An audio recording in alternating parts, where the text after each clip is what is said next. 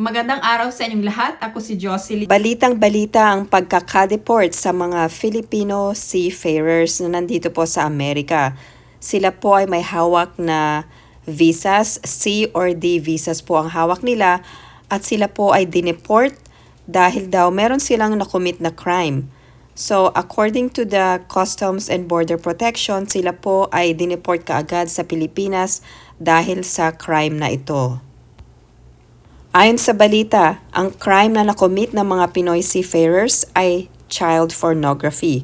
At nakita po ang mga videos at mga images sa kanilang mga cellphones. 52 Immigration and Nationality Act, which specifically says the Secretary of State can revoke a visa if a alien's activity in the U.S. would have a serious adverse foreign policy consequence. Then you can toss their visa. The visa is not a right, it's a privilege. Some of the visa revocations are happening because somebody violated the terms of their visa. They dropped out of school or they got convicted of a crime or some criminal investigation. okay. Those are separate But at from least what a dozen Filipino crew members with valid visas were suddenly deported. 10 on your side's Madison Pierman's looking into what happened. Asia Regina, more than 20 Filipino visa-holding cruise ship workers in Norfolk were allegedly deported because of crimes. But they never got the chance to prove their alleged innocence because they were deported so quickly. We sat down with an attorney to figure out how could this happen. The executive director of the Filipino Workers Center told 10 on your side since April, more than 20 Filipino citizens lawfully working on cruise ships using C1D visas in Norfolk were deported. PwC says the basis for the deportations were claims that the individuals were in possession of child pornography. PwC says instead of these individuals being criminally charged for the claims, they were deported without the opportunity to prove their innocence. Their visas were also revoked. Radlyn Mendoza, an immigration attorney in Hampton Roads, said when she first heard the news, she says it was alarming. I just thought to myself, wow, this is really bad. You know, it's bad all the way around. I'm Filipino. I'm a Filipino immigration attorney. My parents, they had one of the very first Filipino grocery stores in Ocean View in Norfolk. Mendoza highlighted the lack of due process for the alleged crimes. She says if they committed a crime, why aren't they or potential victims getting their day in court? Why are you not charging them if they actually did? I mean, it's a crime to have child pornography. So it's very interesting to me that in several cases in Florida, and I believe in California, people were charged. Allegedly deported individuals spoke with PwC. They said they were never shown the child pornography that law enforcement said they possessed. She cited a criminal case out of Florida in April of 2024 where a Filipino cruise ship worker was accused of the same crimes but had a different outcome. He will face deportation when his jail time ends after he got his day in court. At the end of the day, Mendoza says the wide scope of the Secretary of State's power likely gives them the ability to deport the workers. It does fall under these really broad powers. Yes, we can do this, but the unjust part about this and just the tarnishing of these people's reputation and really essentially just they're not going to be able to come back. They're not going to be able to get another visa ever again. People are calling on Carnival Cruise Line to rectify what they deem to be a wrong. Due process is law! According to the Filipino Workers Center of Southern California, since April, at least 18 Filipino crew members from the Carnival Sunshine have undergone baseless deportations. On Sunday, they say another crew member joined that very list. Border Patrol is taking people off the ship, people with legal visas. Aquilina Soriano Verzosa is the executive director. On Sunday, she claims this most recent workforce raid came after reported cases of crew members possessing child pornography from earlier this year. But she doesn't believe this is a similar case. In those cases, they had evidence and they prosecuted.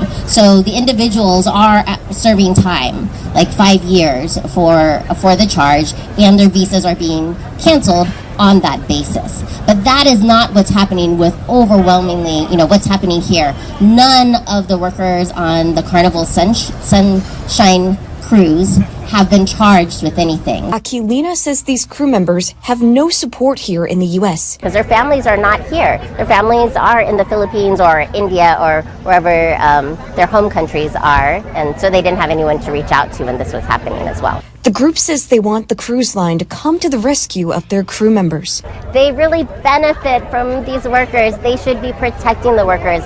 They have They have an attorney on board. Verzosa says there are still 200 workers in the lower ranking positions aboard Carnival Sunshine. To protect them, she had this advice. We're telling them not to sign anything. One, that it's a right, they don't have to sign anything, and oftentimes they don't even know what they're signing.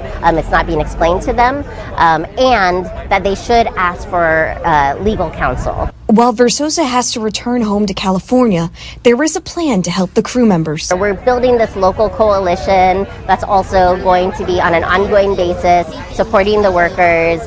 We're trying to also pull together a lot of legal defense, like with the NAACP. We're talking to ACLU. Memo from ICE expediting the deportation process for immigrants being held in facilities like Alligator Alcatraz. While many immigrants in this country are in legal limbo, ICE is now authorized to deport all detained non-U.S. citizens, including long-term U.S. residents, to countries that are not their native land with only 24 hours notice. The policy, laid out in a memo by Todd Lyons, the acting director of ICE, expands the controversial use of third-party deportations, which had been used in the past but was rare. So we want to, get these people back to their home countries safely and humanely after they're ordered deported. This new facility is a great one. And what it's doing for us is ICE doesn't detain punitively. We detain to remove people. So we don't want to have people in custody. This comes as ICE was granted a record $45 billion over the next 4 years. The memo also says they won't be eligible for bond hearings. In the past, immigrants have been able to request a bond hearing before an immigration judge. Now they can be held until the remainder of their removal proceedings. Immigration advocates say it effectively denies due process because it's nearly impossible to gather a proper defense in such a short period of time. Kung ikaw ay isang Filipino illegal immigrant, meron ka ng pagkakataon na makapag-self-deport. Kung ikaw ay magse-self-deport, meron ka pang chance na makabalik ng Amerika legally.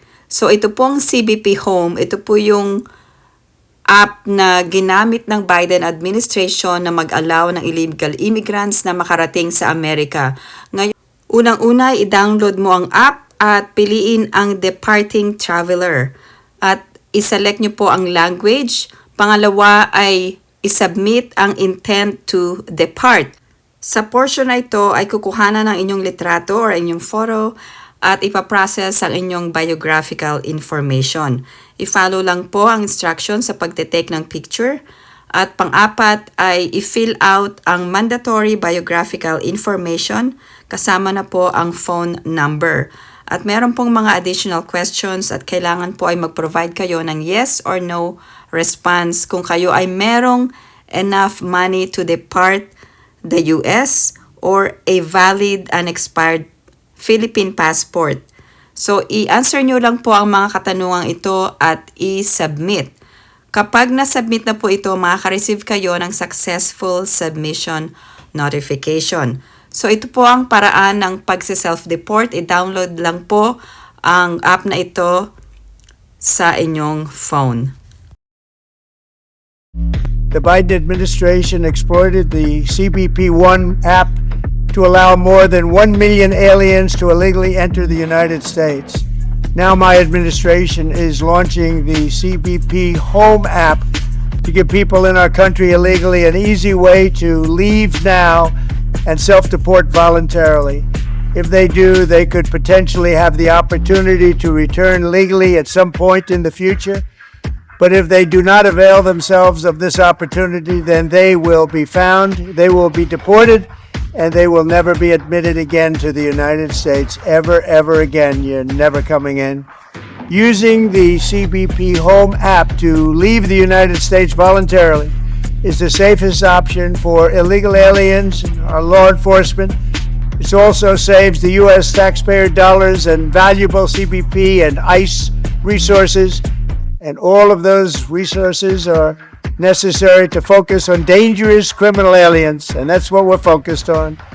The CBP Home app is now available free across all mobile app stores, and I encourage those who have violated our laws to use this option today. Do it right and come back into our country. Do it wrong and you'll never be back again. Salamat po sa pagsubaybay sa aking YouTube channel. At kung meron po kayong katanungan or komento, i-post lang po sa comments section below.